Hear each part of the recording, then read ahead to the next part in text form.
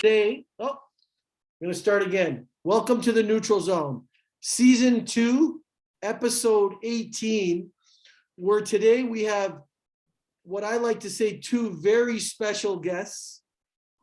As you can see, Frank Klein is here. He's been on the Neutral Zone probably more times than we can count. So, longtime listener, longtime guest. Thank you, Frank, for coming by. But most importantly, not to minimize Frank's presence, but today we have a very special guest, long overdue.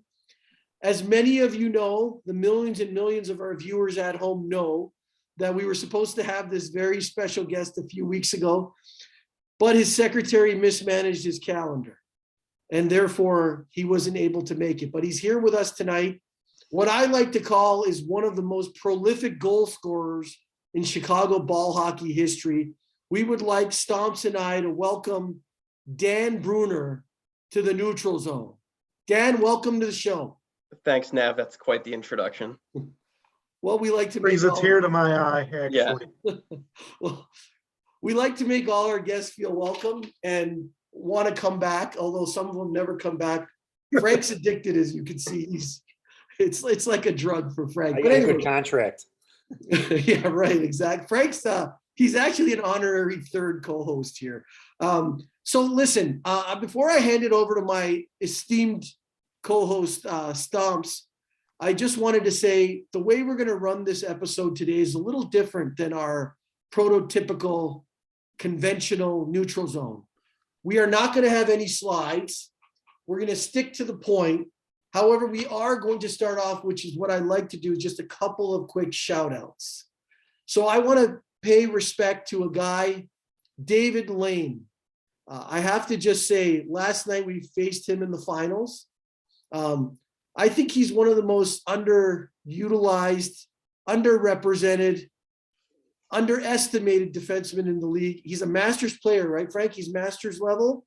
I think he's yeah. Talk to Danny. Let's get him on the TCGC. Yeah, absolutely. I mean, just a stalwart defenseman. He's a Dynamo veteran. A veteran, plays the game right. Very rarely does he make a mistake, if at any at all. And he's a huge Neutral Zone fan. Just so you know, he stays up all night to watch any episodes that he hasn't been caught up on. So special shout out to him. Another shout out I do want to call for is last night in the semifinals game, the Toros won a dramatic finish in dramatic style. 3-2, right, Danny, in overtime? That's right. Jeremy scored the winning goal, so good for you, Jeremy. However, just wanted to, call out Billy Jacques for taking his team to that game. We know that the week before they were not selected to win that game. They were the underdogs, and Billy Jacques stood on his head against a very tough roster that I believe Dante's team put together, and Billy Jacques stole that game. So congrats to you, Billy, for making it to the semifinals. We had a tough time against you, but we prevailed, making it to the finals, losing in not so dramatic fashion, but we'll talk more about that later on. So Stomps, I'm going to pass it over to you right now to get going with your questions to both Frank and Dan. And Frank, you're not completely off the hook here. We're going to ask you some questions as well about your selection of Dan Bruner and kind of what your philosophy was and what your thinking process was into this. We know there's a lot of stuff moving around in that head of yours, so we might be asking you some questions. Hey, one last thing before we get on to Dan. I'm sorry. I just wanted to say one more congratulations to Frank. I hear that Frank, one of our investigative journalists has told us that you have started a new career. Now, I don't know if this has been publicized yet, but I understand your days are being filled with some new work. That's right. Yeah, would you like to tell us a little bit about that? Yeah, as many of you know, I was a stay-home dad for many years, which gave me a lot of time to work on this ball hockey stuff. Yeah, February 1, I went back to work. I'm working with a printing company. So just kind of learning the ins and outs of the business right now. Is that address going to be undisclosed because you don't want the hockey community to come and bother you at work? Yeah, that's right. Are you working for a competitor of gigs? I don't know. I'm not sure what like what area, and there's a lot of different, there's large format and small format is what we do, and there's all kinds of different things. So I'm not really sure what he does, but maybe. Well, I guess it's part of that is a transition in life with your kids getting older. So that's cool. Congratulations. We want to hear all about it. And hopefully you can get to the get through the probationary period. Yeah, we'll see. They might fire me soon. All right. Stomps, take it away, my friend. Thank you, sir. Appreciate it, Nav. Dan, you know, obviously we're here to introduce you as the new Masters Gentlemen's Club coach. But before we get into that, I like to do more of a let's get to know our guest. So, you know, I see you kind of as a bit of an enigma amongst our ball hockey community because you show up to play, you scored 3 or 4 goals, you know, like last night in the semifinals, you had a goal and 2 assists. So you figured in all 3 of our goals. And then, you know, as the guys peel off their gear after the game and head over to the bar area, you're gone. You're kind of like a superhero, right? You swoop in to do your thing and then you're gone. So let's get to know you a little bit more. So how about can you talk a little bit about just as a youth, you know, what sports did you play? That type of thing. I mean, obviously you're a hockey player, but anything else that you're into? Yeah, so I mean, growing up, it was mostly a lot of soccer. Just grew up in suburban Philly, so soccer was the big thing then. But I still played hockey. We played street hockey all the time. We had nets. We pulled them out into the street in the driveway. I broke one of my neighbor's car windows just by firing shots. So I got in trouble for that. I broke a lot of windows with the hockey ball too. But then going to school out in Pittsburgh, that's where I picked up playing hockey a lot more through intramural ball hockey there. And then I stayed in Pittsburgh for 10 years after college.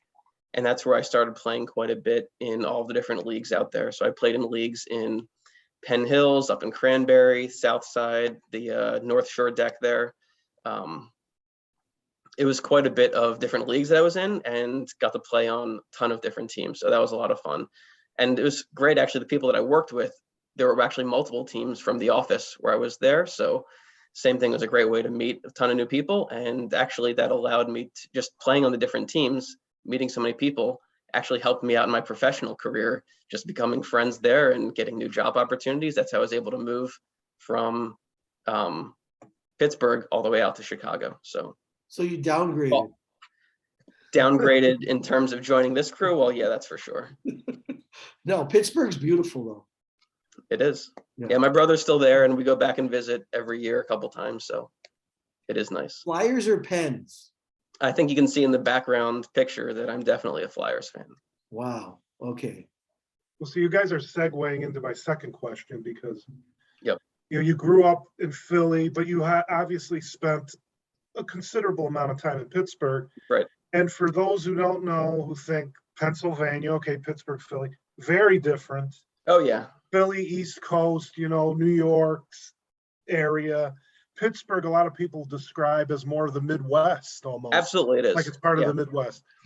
Or West Virginia, you know, you get a lot of that, and the Yinzers down there and all that stuff. So, so what do you identify most as?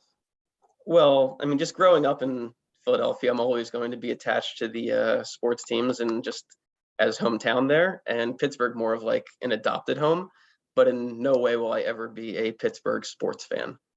Wow. So when it comes to ball hockey, you know, obviously lots of presence between both those towns. We see them in tournaments. They come out here. How would you stack them up? Where do you see the top talent be? The Pittsburgh teams, I think, have more of the talent just because of the absolute sheer number of leagues that are out there. But it feels like there's more skill on those teams, and some of the East Coast teams feel like it's a little bit more physical. They always wind up bumping and, you know, hacking a little bit more than some of the Pittsburgh teams who do it more with speed and skill. Yeah, it's interesting. I've only been recently exposed to the competition from those towns. It's both excellent.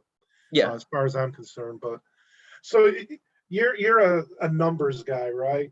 I have been called that on more than one occasion. Yeah. So you must like stats. Do you keep your own individual stats? You mean like for our leagues and things like that? Yeah, Absolutely it wouldn't not. be the No, no, weirdest no, thing. no, no. I knew a guy in our league. He was a goalie, and literally in his mind, he was a kind of a idiot savant type thing. He used to keep track of how many shots he faced, and he would tell us between periods, "Oh, that was 12 shots," and we tell him you're full of crap. But Are you so talking about Dave Tramiel? no, no, not at all. He threw Savant after that idiot. Right. Oh, that's right. But no, I was just curious, like, what would happen if you played full time at Woodridge? Would you be able to challenge Timmy's Yeah. So 1,500 goals? just on Woodridge, before we had multiple leagues going on, and then also in the kids getting with more and more activities, I was playing in Woodridge every single Sunday for 2 years back in, say, 15 and 16. And I'm pretty sure Eric was keeping stats. And yeah, I was trying to get on the leaderboard there with Mike and Timmy, but finishing third place wasn't a bad consolation. But yeah, that suits my style in terms of, every time you get the ball, you're in scoring position. Yeah, you gotta love it. You gotta love it. So, But same thing, like even like the Glencoe 3-on-3 league, that was great too. Again, that also suits my style. Again, you're always in shooting and scoring position. very good points. I mean, I think people feel differently about, and it's so much different, as you know, that playing at Palatine on a full length rink. But no, I don't think I'm necessarily going after in terms of the stats for some of the leagues here, but maybe more on like a scouting in terms of being aware of certain players' tendencies, which way they're going to go in terms of when they get the ball, who they're going to pass to, things like that. I'm sometimes hard to turn the brain off as the game's going on. Now, are you saying scouting as a competitor or in your new role as a coach? No, as a competitor strictly. I mean, as a coach, I think that's more in terms of like trying to develop the team, but definitely more as a scouting technique to figure out who we're playing against next. Excellent. So let's dive into the coaching deal. And Frank, jump in here. How did this all come together? Well, it's kind of been a long time coming. I've always, basically kind of handled everything with Team Chicago. I certainly got help along the way, but I really tried to do as much as I could. And years ago, we had a smaller group, but over time, we have a larger and larger playing group. And it only makes sense if we kind of tier things off a little bit. So, yeah, I made the announcement earlier. I talked to obviously Dan and then Jeremy Wargen about taking over the top team for like the regular Team Chicago group. And then I'll still continue to handle kind of the logistics and all that stuff. And I'll handle more like the rec novice teams. But I think there was, first of all, an opportunity for both the Gentlemen's Club and our top team to really kind of take the next step as far as just having a good program with, hopefully better tournament success, but, better chance at winning. And in order to do that, I needed, the people who are committed and were like the right people to do that. So certainly Dan and Jeremy are perfect for that. And so, Dan for Team Chicago, I basically said, just whatever you want to do, just go after it. I mean, he's been a big part of the club for a long time. He's committed. He knows everything that's going on. So if he's got ideas, he's supposed to run with them. He has he can kind of take the team in whatever direction he wants. And I know he's going to take it to the right place, but that's just it. It's just, it's a big job, and we're, just trying to split it up to make sure that we address everybody's needs. Right. Can I jump in, Stomps? Because I think Yeah. that's great. No, thanks, Frank. Because I was going to ask Frank kind of, how he came up with this decision. And I think it's a testament to Dan. Frank, as we know, has a challenging time letting go. And I think that's a really good thing to bring in a guy like Dan. Dan, what are, like, I noticed today you sent out a message asking, some of the Masters players some questions around selections. Can you talk a little bit about that? Because not everybody's gotten back to you, or I think a lot of people have, but maybe you can let people know what you're asking in that text message and what you're planning. Yeah, so what I sent out today is specifically for the Monday session at Palatine. What we're trying to do is we have the Masters tournament coming up in 6 weeks, April 8th to 10th in Philadelphia. So we're trying to get our top team for Masters out for that. So again, for anyone listening who hasn't actually responded back to me or confirmed on the app, please do so we can get everybody signed up. Then once we get a full squad, we'll get all the details, make sure we have not only a full roster, but a couple extra because, things happen, right? People drop out for whatever reason. There's injuries. We need to have more than just 15. We want to have somewhere around 18 to get out there and make sure we really compete. Last year when we went out there, we did have 15 on each of the squads, and then we had a couple of injuries. And by the time we get to the playoff game, we're down to like 12 guys, and then we're already running ragged all the way through. So Dan, So the first thing is just get everybody signed up, get a good roster, get that going. The other thing too is that we need to prepare for the tournament. So what we've set up is that for the Monday league, we're going to enter the Gentlemen's Club, our Masters team, into the Monday league and allow us to get some practices with live competition, right? Do that for the 6 weeks leading up to the tournament. Get used to each other because otherwise all we're doing is just scrimmages, and you need to get more of the live game competition. Get used to penalty kills, get used to power plays, get some line combinations going, see what starts clicking, because otherwise what's wound up happening for tournament teams is we go show up and we're just getting lines together for the first game. And it's not until like game 3 or even the playoffs by the time anything starts to gel. So we're trying to get some of that momentum ahead of time. And then we get right into the tournament and we're already firing on all cylinders. So Dan, sorry, Stomps, just one or two quick ones here. So Dan, you and I have talked about this in the past, and maybe it's good that we have a ref on as my co-host here, but what are your thoughts about mimicking the rules in Palatine to be exactly the same as the tournament rules? Because I've heard some questions about whether they're going to do the icing changes and the high stick rule. I want to know what are we working towards with that? I'm not specifically going to try and change the rules in Palatine if that's already set up. My preference is that all of whatever international ball hockey or USA ball hockey just has one standard, because it's really challenging when you have to go back and forth and not knowing exactly whether high sticking is just going to be just a whistle or a penalty. Same thing with the icing rules, whether it's center line or red line. All of that gets very confusing, especially going back and forth. And again, I'm not going to be the one to try and change it. All I can advocate for is that there's just one standard set of rules that's consistent for our league play, for NBHL, and for tournaments. That would be the best situation. So basically anything, just to address that, really anything that falls under the USA ball hockey umbrella is going to follow the same set of rules. So right. The NBHL obviously is following the USA ball hockey rules. For the Legends tournaments, I moved everything over to following those same rules. In the bigger tournaments, I'm pretty sure they're following those rules. Now, as far as what happens at Salt Creek, I mean, they're not governed by USA ball hockey. So it's really up to, at the end of the day, Nick, but whoever the referees are, how they want to do it, or the team captains. But they're not obligated, obviously, to follow that same standard. Right. And there will be a couple of questions for you as well, Frank, about NBHL kind of at the end of the segment. So I want to get back to you on that one. Danny, one more question / and then a comment regarding, you have an idea about what you want to do about getting people to play together and not kind of scrambling, getting lines and chemistry and all that. Yep. In the last tournament, I think we didn't meet the expectations, right? I think everyone would agree in terms of what we were looking for. Are there specific things that you're looking for as a coach that you would like to really improve on the Chicago team?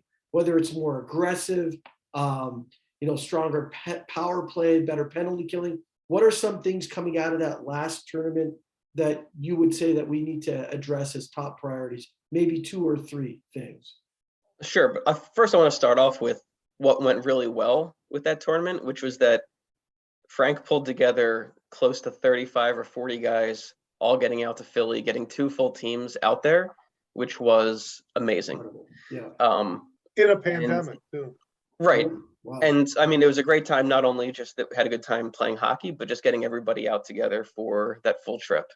Now, like you said, the results weren't great, but I think Frank had the idea of trying to get 2 relatively balanced teams, so to make sure each of them was competitive.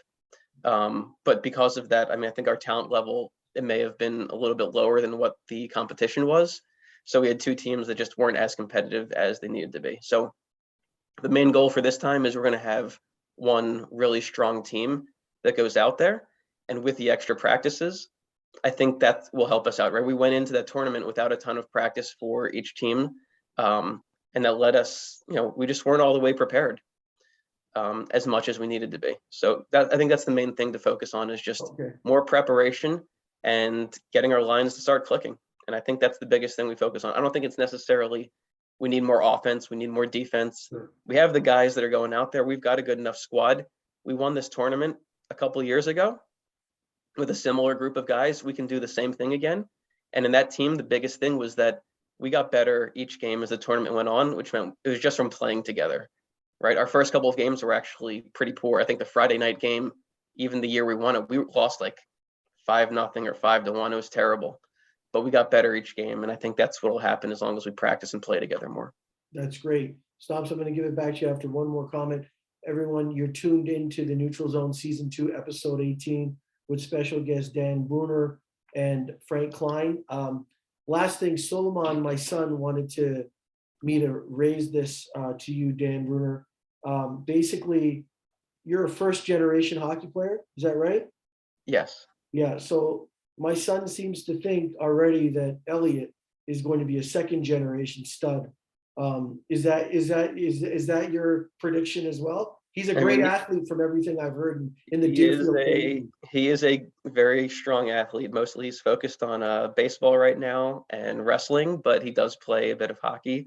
And when he gets a little bit bigger, we'll get him out to Woodridge and he already came out to Palatine a couple of times, but yeah, he loves the game. And I just wish it was a little bit warmer out to actually get outside and start playing around more.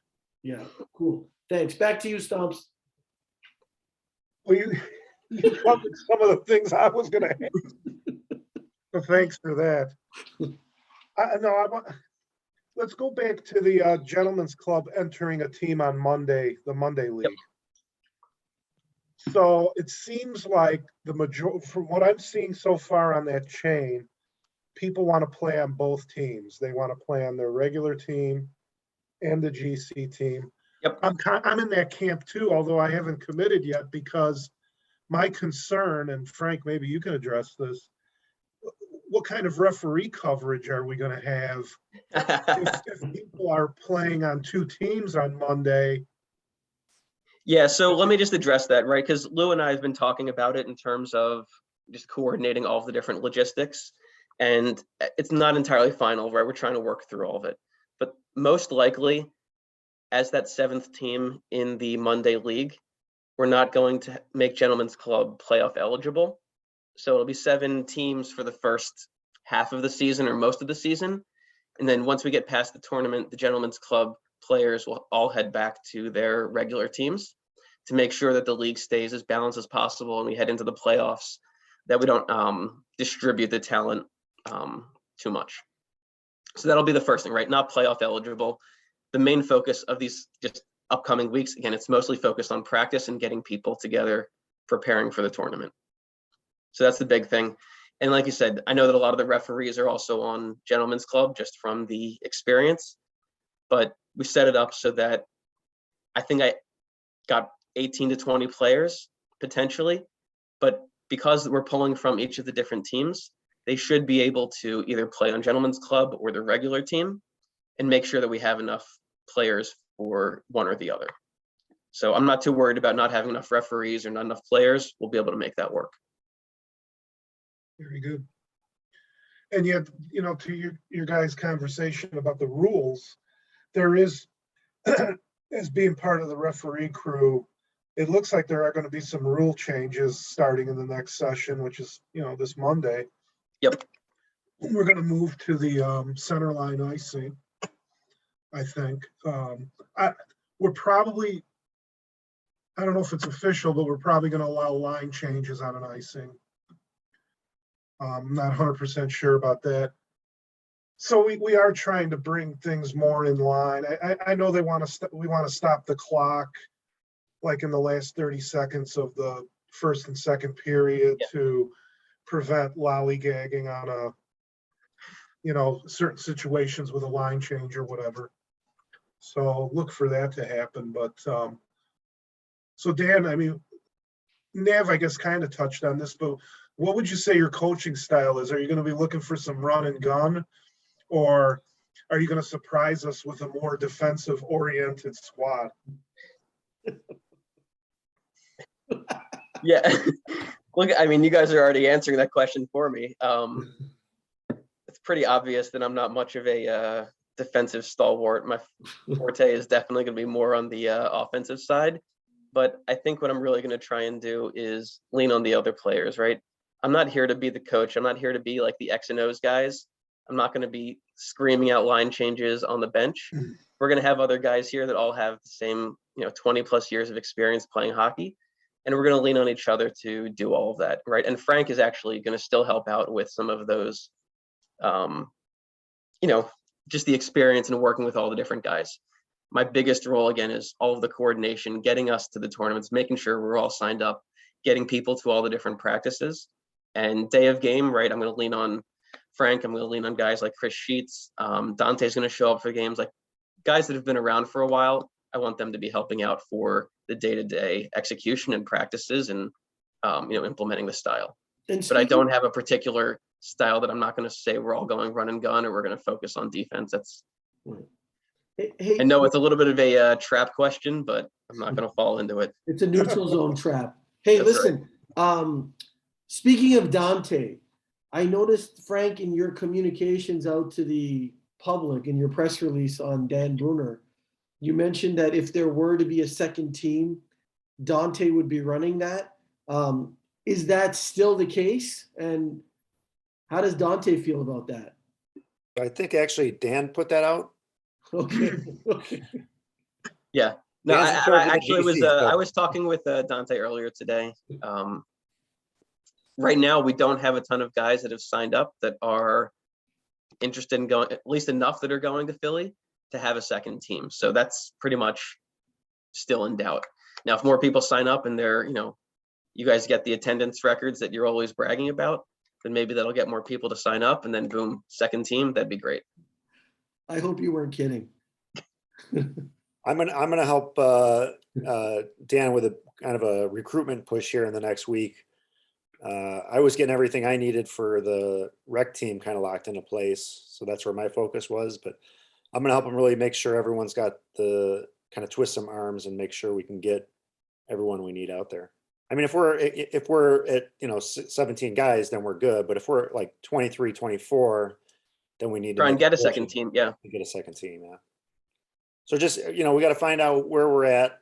But hopefully, yeah, next week or two, we should have that pretty much locked in. Frank, how does that look on the rec side?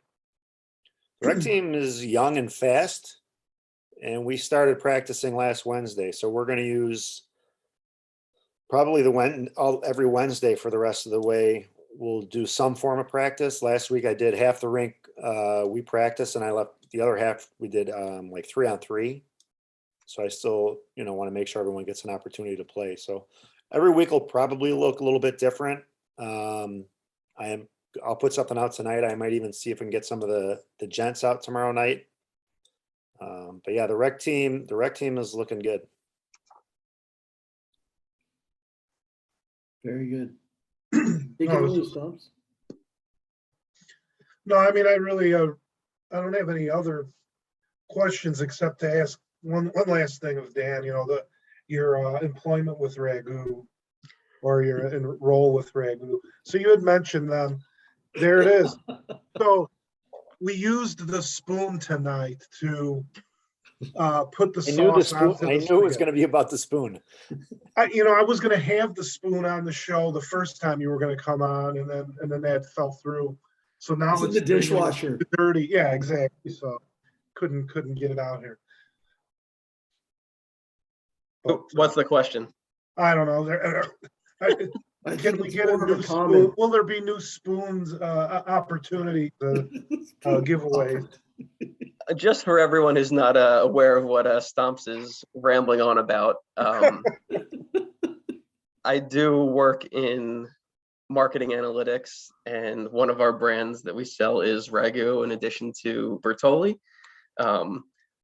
Chicago-based company. So make sure to go support us. And the company has been a sponsor of Team Chicago and Chicago ball hockey, right? It's sponsored some of the Legends tournaments that we had. And your spoon comment refers to the fact that we did have some giveaways that went into the swag bags for the past couple of years, whether it's coupons or cooking spoons, all kinds of different stuff. Unfortunately, some of our swag is kind of dried up, not as many of the different in-person events because of COVID, so we don't have as much of the good stuff for giving away. Well, I appreciate the spoon, but anyway, Clearly.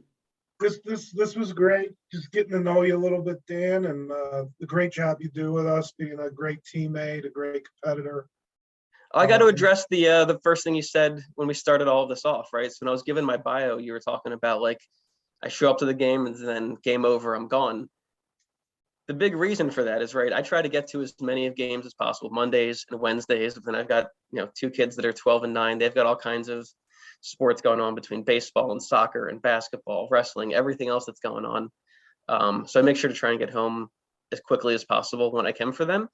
And that also gives me a little bit more opportunities by not staying as late on Mondays and Wednesdays to make it out to all the different tournaments, right? So I think that I've gone to pretty much every single Team Chicago tournament, to Philly, Vegas, Tampa, Boston, Pittsburgh, every single one that we've done over the past couple of years. So that allows me a little bit more flexibility that way. Well, I'm glad you clarified where your priorities are. I think some might find that very admirable, while others might question it. Well, thanks, Stomps. Thanks for telling him that family's not first. Okay. Listen, Dan, we might come back to you. We got just a couple of minutes left. I do want to shift gears briefly. Frank, can you tell us, for the millions and millions of viewers out there, can you tell us what the latest scoop is on the NBHL? I've heard kind of pockets of information. I know that, there's some information you put in the newsletter, but so it's in Palatine. What days are they on? How many teams? What about someone who's looking to play on a team? Tell us a little bit about that. So it is in Palatine this year on Saturdays. And I'm a little bit behind on my planning for this because of my new job, my new job. But I hope to get everything out in the next by by March 10th. I should have everything locked in. The schedule is going to be a little weird. Generally speaking, the games are going to be between 3 and 6 on Saturdays because there's 6 teams, so there'll be 3 games each week. But there's a couple weeks where that moves around a little bit. One week I think is 12 to 3, and I think we're going to have one set of double headers in there where we'll go for like 3 to 9. The first week will be the Saturday after Pottstown in April. So the April 16th will be the first Saturday, followed by Easter Sunday on my birthday, for any of you guys who care. So we have 6 teams, and we're going to it'll be a double round robin. So you get 2 cracks at every team. So it'll be a 10-game regular season. Top 4 teams make the playoffs, and it'll be best of 3 series for each round of the playoffs.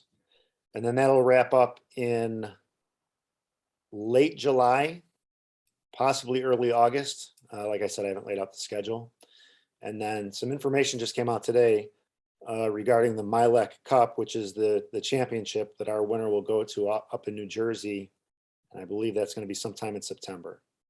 So yeah, so our season is going to run April through through July, essentially. What's And who were the 6 teams this session? Who were the 2 new ones?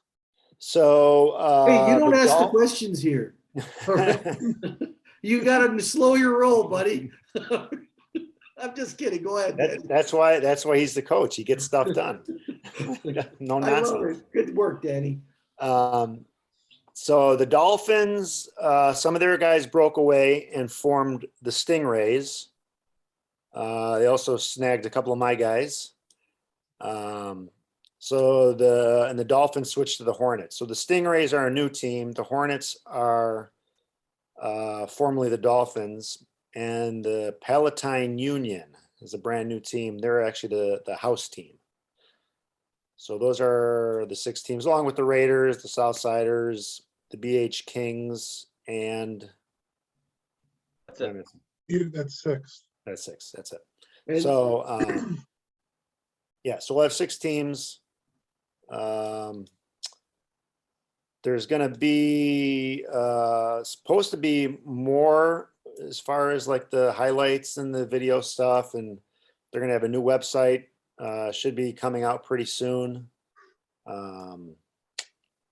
So it should be again, every year it's going to get better and better. I mean, like they've got some big plans for this thing. We're still getting it off the ground, but it is pretty cool. Follow them. Follow NBHL on Instagram, Facebook, and all that stuff. and As far as getting in, technically it's too late. Rosters were due like January 5th. And so all the teams had to have their rosters in. But we did what we could to build in a little bit of flexibility. And the reason the rosters have to be in is there's just a lot getting this in league put together. It's not just our 6 teams, we're part of, I forget, 20 different divisions, like 100 plus teams, 1,000 players, or more. And so getting all the insurance locked in, the rostering, everything loaded into the website, the uniforms ordered, and on and on and on. It's a tall task. And so all that stuff has to get in early. So there still is a little bit of room. If there's someone that still wants to join the league, there are ways that we can make it happen. So if you're still looking to play, definitely reach out to me. We should be able to find a way still at this point, but it is getting harder and harder. Good to know. Dan, any more questions for Frank? I love how Dan thinks. Okay, Stomps, any questions for Frank on NBHL? Did I hear you say there are games on Easter Sunday? No. Saturday before Easter Sunday. Okay. Very good. Well, We'll look forward to that interesting time schedule on those games, some of those weeks. It's, what, it's the rink has such a tight schedule. It was hard getting in. Availability. Everybody wants to play inside. Nobody wanted to play outside again. So we had to do what we could do to make it happen. That's going to be great, though. Yeah, I think getting inside, especially all those summer games that we had out there, people were just like baking. It's pretty rough. It'll also be nice to have full facilities, benches and doors, more than one door to go through, all that good stuff. In bars, even though you won't be there for us. Well, no, this is terrific. So NBHL having its 2nd official season. Congratulations to you, Frank. Again, Dan Bruner, thank you for coming on to the Neutral Zone. We're delighted that you're going to be taking on the reins of head coach of the Masters team. We look forward to doing whatever we can from a Neutral Zone perspective. If you ever need us to publicize anything, to get out to the public, again, we're happy to support you in any way we can. So if you think of something, please reach out. Stomps, if there's no further questions, we'll say goodbye to our viewers and our guests today, and we'll wrap up. Thanks for having me, Nav. Yeah, I just want to point out that, Nav, you promised a shorter show, and it's been 45 minutes. So there you go. Usually the shows are 56 minutes. You want to keep going? Because we certainly can. All right. Thank you very much, guys. On behalf of Stomps and I, You tuned in today to season 2, episode 18 of the Neutral Zone, where we had a special segment on updates with the Gentlemen's Club Masters Division, led by Frank and newest head coach addition, Dan Bruner.